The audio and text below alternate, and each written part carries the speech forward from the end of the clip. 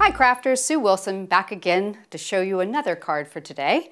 I thought I'd do this very simple card that shows just how your stamps and your dies can line up and layer up to make a really pretty card. Okay, so for this one today we are going to be using the Winged Vintage Labels 2 and 3 from Just Right Stamps. Okay, we're going to be using the Just Right Celebration Labels 1. All right. The Vintage Labels 3, which is the die set from Just Right Stamps that match the sets we've just shown you. And I'm going to be using the Spellbinders Fleur-de-Lis squares. I love these. They're kind of a staple. I go back to them a lot. Okay.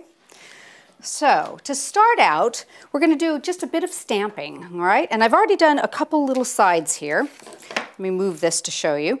I've used the long border from the Celebrations Labels 1, and I'm just going to ink it up with a black archival and go across the top of it, just tapping.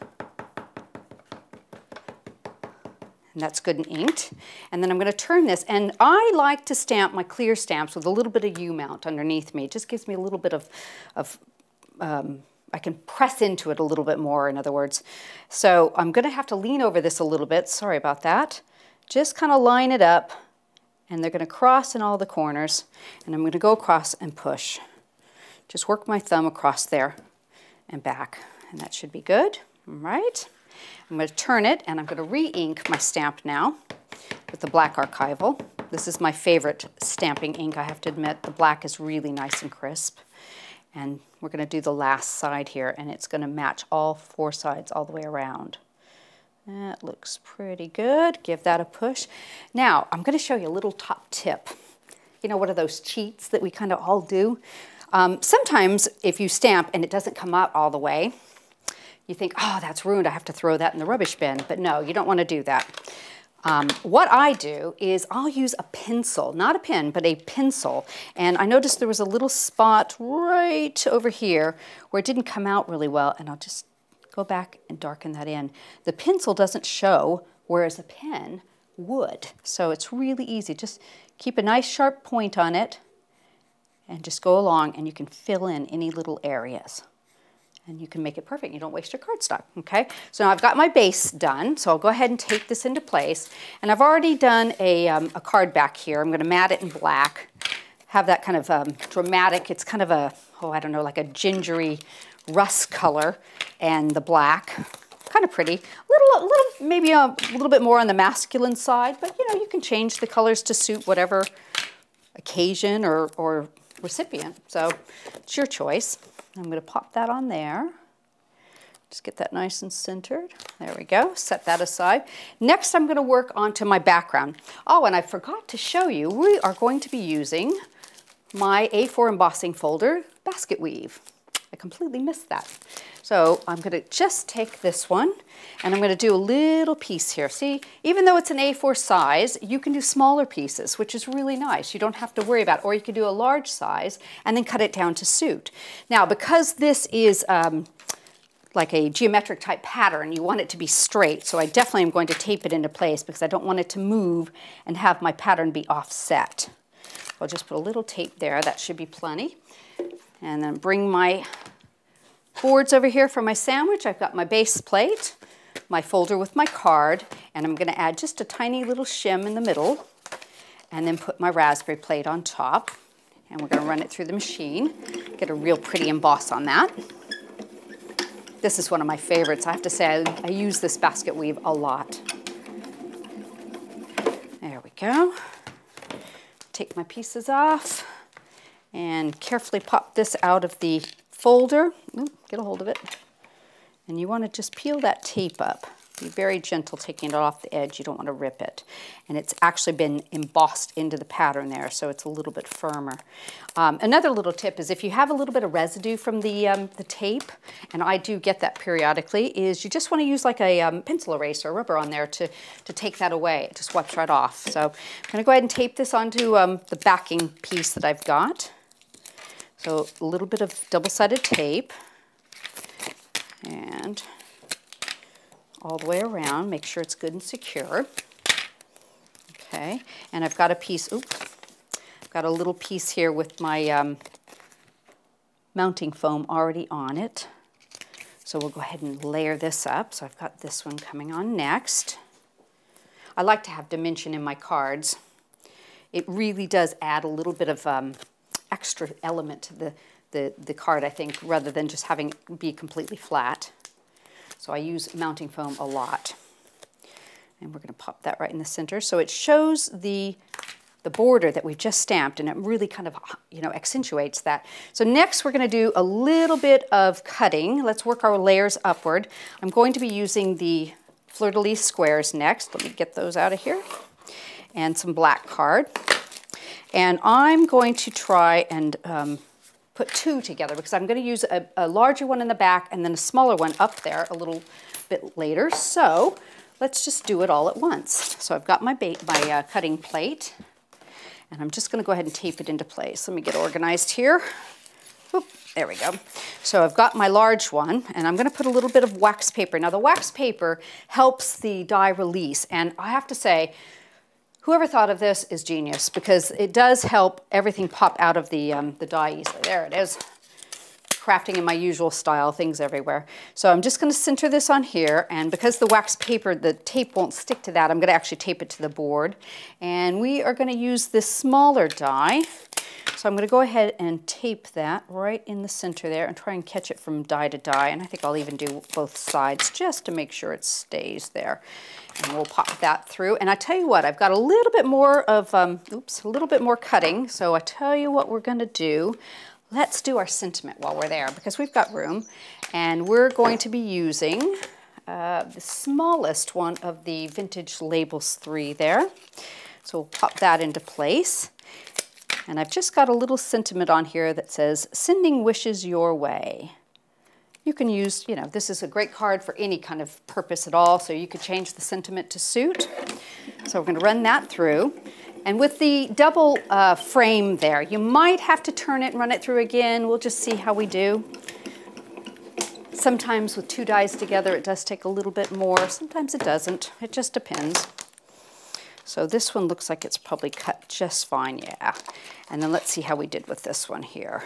Oh, yep, do need a little bit. Now when I have that kind of situation, I can either take it apart if it looks like it's cut well enough, which I think this one maybe, no, it still needs a new one, but I definitely want to rotate that 45 degrees. And then we're going to run it through again.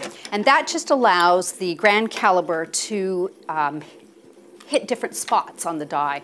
So if you find it hasn't cut properly in certain places, then by turning it, you can probably get a different area to cut. I'm going to just run it back through and let's see how we do. Take this apart.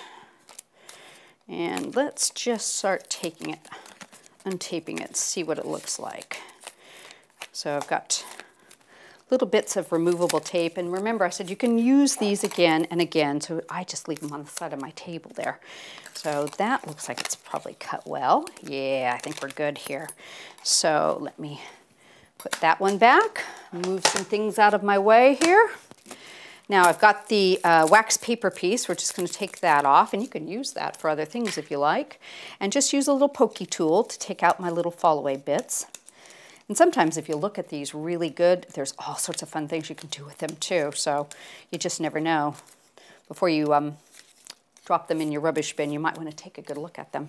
So I've got that piece here we're going to use. And we're going to just start layering up. I think I'll use some glue for this. Just a little bit of the Cosmic Shimmer Dry's Clear Glue. And I'm going to put it all the way around the outside here. And a little bit more. There we go. Pop this on my card. Just center it in that section. All right, so that's ready to go. Now I'm going to set that aside and do a little bit more stamping, and then we'll come back. Let me clear a little spot here. And we have the Celebrations Labels 1 stamp here that matches with the decorative labels and the Labels 1. And I'm going to use some black, some black archival ink on that. And we're just going to tap it all the way around it. There we go, and let me get my page right here. And like I said, on the clear stamps, I like to put a little bit of cushion underneath me. I do think having a nice area to really give a little push on helps the stamping process. And just work around it with your thumb all the way around. There we go, that should do it. Beautiful. And put our lid back on and set that aside. And now I'm going to do some cutting with this, and we're going to match this up. Ooh, wrong one. There we go. And this is the scalloped labels one here. So we're going to just lay this over the top and tape it into place. And you should be able to just see it right around the edge of that. That looks pretty good there. And we're going to tape both sides so it doesn't wiggle. And I have another stamp that I've done ahead of time. Can't get a hold of it. There we go. And I might as well go ahead and do the cutting at the same time and get it all run through. These are both fairly simple ones, so they should cut easily. And that looks like it's going to be pretty good. And tape that into place. Bring back my cutting mat. Pop that on there. And put my base plate over that. And I think that's all of our cutting that we're going to be doing. So pop this through the machine. And like I've said before, the grand caliber is great for putting more than one thing on your cutting plate and your base plate and running it through, so it saves time when you're crafting. We all can use a little bit more of that, can't we? So there we go. I'm just going to pop these out. And don't forget to take your dies off your extra pieces, especially if you tape, and then put them back onto your magnetic sheets. And let's get this one. Okay, take this apart. But you can see how much elegance you add when you're stamping and having die cuts that match your stamps and dies. It just adds a whole nother layer of dimension that you can add to your cards. So I'm going to use a little bit of foam mounting tape on the back of this because I love the way that looks. And let me trim that. And we're going to start layering up. So basically this card is really, really simple to do. A little bit of stamping in black and a lot of layering up, but it does give a really elegant look to it. So I've got that one there. And then this little guy is going to come next. Let's put some foam on here. Just another little piece there. Oop, a little bit too long. And take the back off of that. Layer that up like that. Center that right in the middle. Then I've got my other little piece, and I think I'll just use a little bit of glue on this. And this is the inside of the frame that we cut earlier. So it's just going to be peeking out a little bit. And then I've got this little piece here that we're just going to do a little teeny bit more foam on and finish up. Have our sentiment right there. There we go. And you can add a little ink around that if you like to bring out the sentiment. It's totally up to you, however you want to do it. And I have done a tiny little messy bow out of the London tan color of the seam binding and added one of our black ribbon roses to the center of that because I do like to have something in the center of my bow knots.